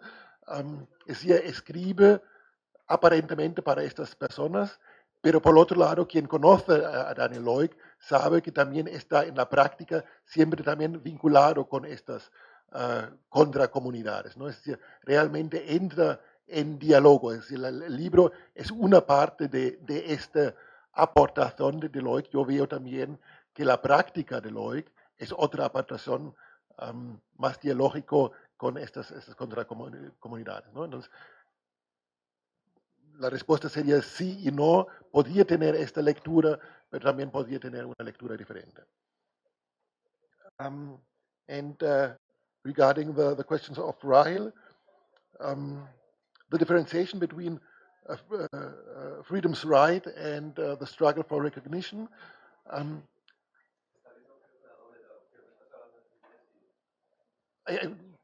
I wanted to answer in English because sorry, yeah, is it okay? Yeah, okay, thank you. The differentiation between freedom's right and struggle for recognition. I like struggle for recognition because it's far more messy. Because there, it's about, I read it not as a theory of recognition, I read it as a sociology of disrespect. So there are a lot of different forms of suffering from disrespect, social suffering. We had that topic yesterday. And this is far more messy than this ordered in three institutional frames, ordered normativity in freedom's right. So I think you can open up more aspects of society with the struggle for recognition than with freedom's right. On the other hand, when your questions was about the whether it's immanent critique, whether it is able to overcome a social situation, or whether it's only internal critique, I'm not sure about what this really means, because I think we can only have a look around the next corner of social development. We cannot say there is the tipping point where it totally changes. So I think with freedom right, you can have more and more emancipation or equality or whatever. And perhaps there is then some point where this society does not allow more equality or solidarity or whatever, and then there's a tipping point. But we cannot see it probably at that moment. We have to go the way. This would be my tentative answer to that. And your last question about non-verbal forms of critique, yeah, you're right. Perhaps I was not even aware that I used this expression. Yeah, practices perhaps are part of critique, and in order to become critique, they have to be understood by the subjects themselves or by the philosopher, sociologist, social interpreter of the situation. And that is what, for example, Hornet does in the struggle for recognition. He interprets some forms of suffering as suffering from a social situation which has to be abolished in a specific way. And this is also what I think was Daniel Leuk does when he interprets practices. Also, in my example, there was also the element of critique in the cultural self-understanding of the gypsy groups. Not a critique formulated in academic terms, also it is also formulated in academic terms, so this also exists, but mainly in some pre-discursive forms, practical forms that we can understand as critique, but we have to interpret it for that. Yeah, I would also just answer very, very quickly, because basically to Rahel, because basically I agreed with what you said totally, and actually this was part of the point. Like to take the dialectics of enlightenment as a critique of a certain form of subjectivity that is understanding itself as autonomous, masculine, and having the command over others, and still see this enlightenment as liberating. And this is why I proposed that going back to a pre-enlightened, or in this case pre-colonial order, is also not the point, but still, if we exaggerate this enlightenment, then we end up with Justine and Juliet and senseless torture. So there is, I think, if we think it as a spectrum, it doesn't work, because we cannot fix the point. Like it's not a middle between the non-enlightened and the enlightened. So it's very challenging to really make out this point where we have to be enlightened, and then when enlightenment is getting too violent. And I think, the other thing would be the domination of nature. Of course, we don't want to go back to a society where we are completely at the mercy of the forces of nature, and go back to a society that doesn't control or doesn't have any means to dispose over nature. But still, I mean, eliminate nature is also perhaps not the best way. And I wanted, and the question was not for me, but I wanted to say very quickly something to the possibility of non-verbal critique, because I don't find it that strange at all, and I think art is the best location and the best place to where non-verbal critique can be made out. So art is always an expression of some unease with the situation, and it's an expression. It can be an expression of suffering, and it can be also a place where the possibility of a different form of society could be pointed out. And maybe there is like it's the task of the verbal critique to make explicit these places, but I think art would be a nice example for a non-verbal critique that makes sense also for a critical thought. Bien, pues me temo que estamos fuera de tiempo. Sally había levantado la mano, la última pregunta y terminamos.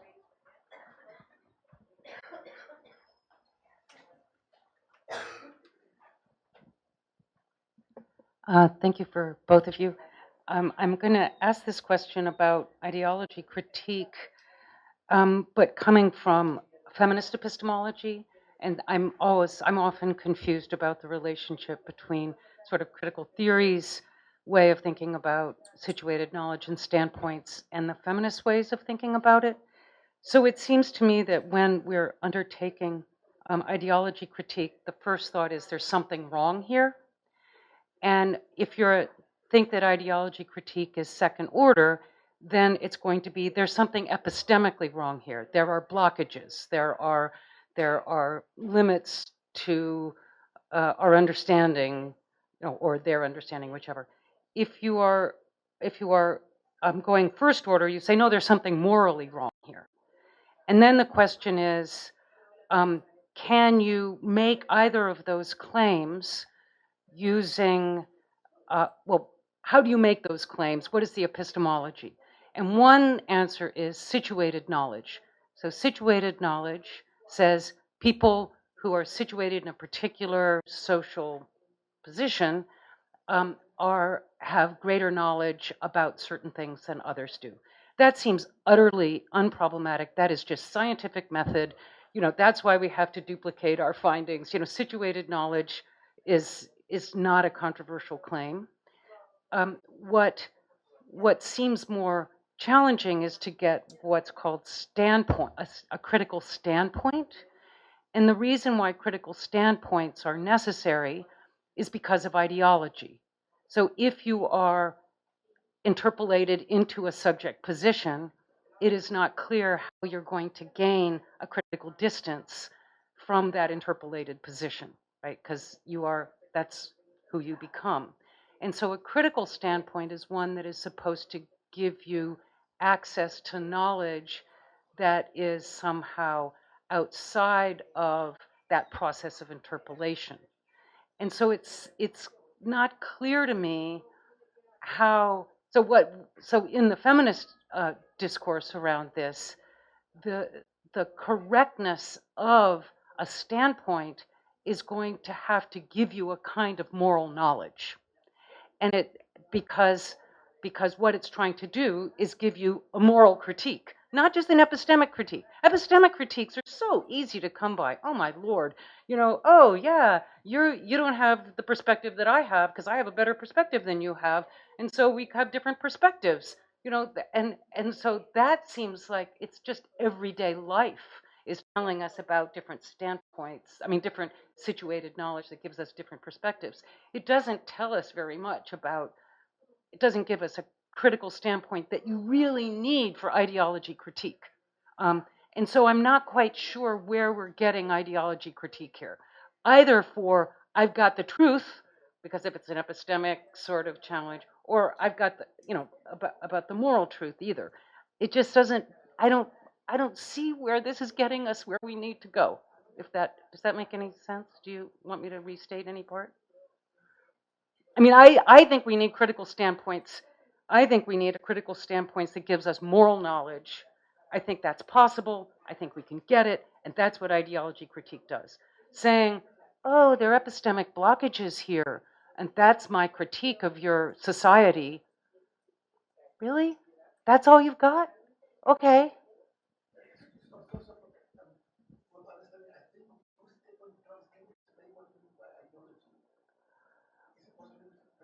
Well, ideology is, so I think that ideology is you can have explicit and implicit, right? But it's what happens to you when you become interpolated as a social subject, and you then operate.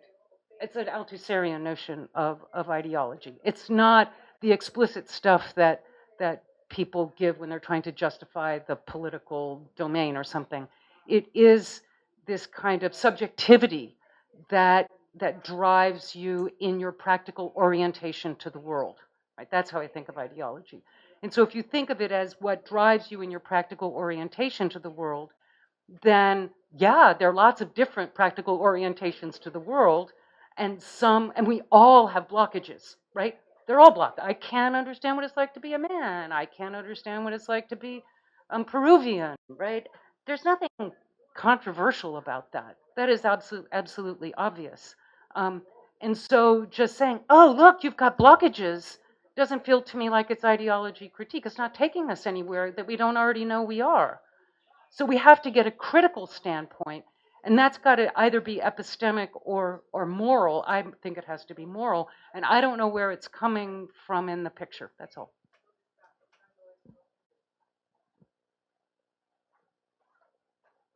Sorry if I seem too intense. I always seem too intense. I know that about myself.